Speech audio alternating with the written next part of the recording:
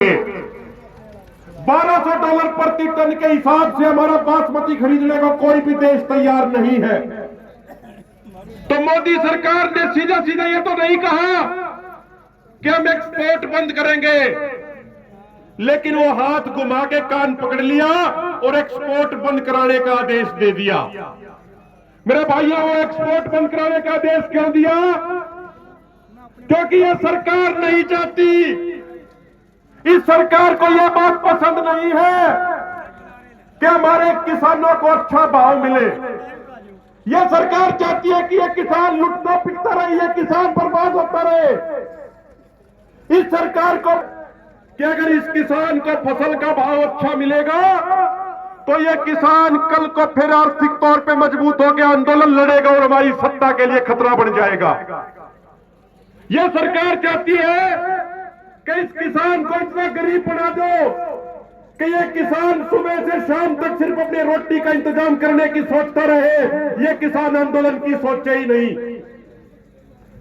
कुछ दिन पहले जो आपका 11-21 धान ₹4750 क्विंटल बिक रहा था, भारत सरकार के इस फैसले के बाद 5 से 6 दिन मंडियां बंद रही और वो धान जो बिक रहा है वो 4000 से 4200 क्विंटल बिक रहा है। प्रति क्विंटल 500 से 600 रुपए का नुकसान किसान को हो रहा है इस मोदी सरकार की नीतियों के कारण। मेरे किसान भाइयों, अगर अपनी फसल को, अपनी नस्ल को बचाना है तो गैर राजनीतिक ढंग से इसी तरीके से आंदोलन लड़ने पड़ेंगे। अभी कुछ दिन पहले संयुक्त किसान मोर्चा गैर राजनीतिक की मीटिंग हुई थी चंडीगढ़ में। आगामी 6 तारीख को पूरे भारत की मीटिंग दिल्ली के अंदर होनी है। चंडीगढ़ की मीटिंग में यह बात तय करी गई कि अगले 2 महीने में कश्मीर से लेकर कन्याकुमारी तक और गुजरात से लेकर असम तक 20 बड़ी बड़ी किसान महापंचायतें करी जाएंगी संयुक्त किसान मोर्चा गैर राजनीतिक द्वारा। और पूरे देश में माहौल बनाने के बाद, पूरे देश के किसानों को एकजुट करने के बाद, पूरे देश के किसानों में जोश भरने के बाद एक बहुत बड़ी महापंचायत जिसमें पूरे देश भर के लाखों किसान होंगे, वो महापंचायत दिल्ली के अंदर करी जाएगी और लोकसभा चुनाव से पहले ही सरकार की औकात दिखाई जाएगी। मेरे भाइयों, मेरे बुजुर्गों, लेकिन जैसे ही किसान एकजुट हो रहे हैं, जैसे ही किसान मजबूत हो रहे हैं, तो सरकार साजिशें रच रही है हमारा भाईचारा तोड़ने के लिए। मैं ये अंतिम बात कह के अपनी वाणी को विराम दूंगा। साथियों, हमारे इस भाईचारे से सरकार कभी पानी के नाम पे, कभी धर्म के नाम पे, कभी एक क्षेत्र के नाम पे, कभी भाषा के नाम पे, कभी जाति के नाम पे हमें लड़ाने का प्रयास किया जा रहा है।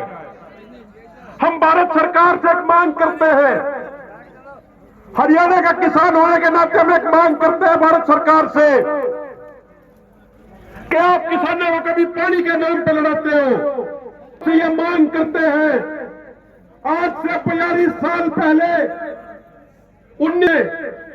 एक रिपोर्ट आई थी, जिस रिपोर्ट के तहत जो उत्तराखंड में भारत और नेपाल का बॉर्डर है, उस बॉर्डर से शुरू करके शारदा यमुना लिंक बनाने की बात कही गई थी।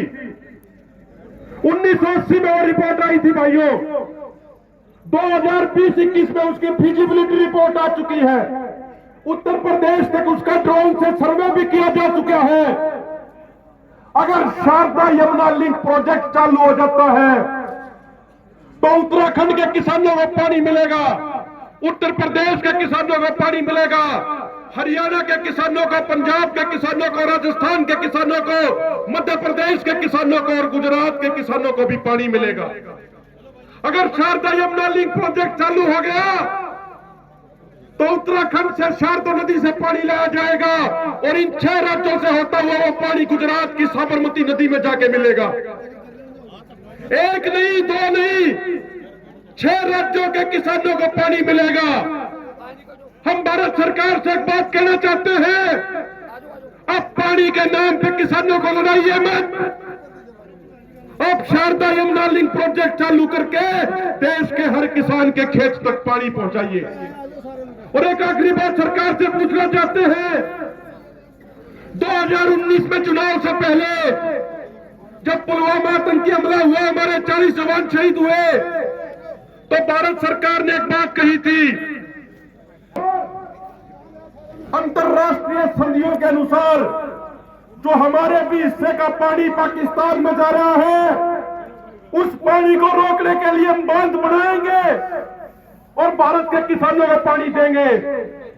लेकिन आज हम पूछना चाहते हैं प्रधानमंत्री नरेंद्र मोदी से, हम पूछना चाहते हैं गृह मंत्री अमित शाह से, उन बातों को 4 साल हो गए, लेकिन इस मोदी सरकार ने एक भी बांध नहीं बनाया उस पानी को रोकने के लिए, उस पानी को रोक के हमारे किसानों को देने के लिए। एक भी बांध 4 साल में ही सरकार। तो मैं भाइयों आपसे हाथ जोड़ के विनती करना चाहते हैं, भारत में 20 बड़ी बड़ी पंचायत करेंगे, हरियाणा में भी बड़ी बड़ी पंचायतें होंगी, पंजाब के सभी सूबा प्रधानों को बुलाएंगे। मेरे भाइयों, यह सरकार चाहे पानी के नाम पर लड़ाने की कोशिश करे, चाहे भाषा के नाम पर लड़ाने की कोशिश करे, चाहे जाति के नाम पर लड़ाने की कोशिश करे, चाहे क्षेत्र के नाम पर लड़ाने की कोशिश करे, हमें लड़ाई नहीं करनी है। हमें अपना भाईचारा मजबूत करके इस सरकार को घुटनों के बल लाने को मजबूर करना है। भाइयों, अगर हम एकजुट रहेंगे तो हमारी ताकत इतनी है कि सत्ता में चाहे कोई आ जाए, हर किसी सरकार को हम घुटने टेकने के लिए मजबूर कर देंगे। सत श्री अकाल। साथियों, अंत में एक ये निवेदन है, सारे साथी मुट्ठी बंद करके हाथ ऊपर करके जोरदार नारे लगाएंगे। जो साथी मेरे सामने बैठे हैं वो भी, और जिन साथियों को जगह नहीं मिली जो इधर उधर है, पूरी ताकत के साथ मुट्ठी बंद करके हाथ ऊपर करके जोरदार नारे लगाएंगे। किसान मजदूर एकता जिंदाबाद, किसान मजदूर एकता जिंदाबाद, मोदी सरकार मुर्दाबाद, मोदी सरकार मुर्दाबाद, किसान विरोधी सरकार मुर्दाबाद, हमारा भाईचारा जिंदाबाद, हमारा भाईचारा जिंदाबाद, हमारी एकता जिंदाबाद, किसान मजदूर एकता जिंदाबाद। बोले सोर है। बहुत बहुत धन्यवाद। वाहिगुरु जी का खालसा, श्री वाहिगुरु जी की फतेह। बहुत बहुत धन्यवाद मनु कहाड़ जी हरियाणे तो ਜਿਹੜੇ सूबा प्रेसिडेंट ने बड़े वधिया विचार आपको दस के गए ने। इस तो बाद शेरे पंजाब सरदार गुरनाम सिंह जी जसड़ा, इस तो बाद किसान जवान भलाई पंजाब सुखदेव सिंह जी भोजरा त्याज रहन।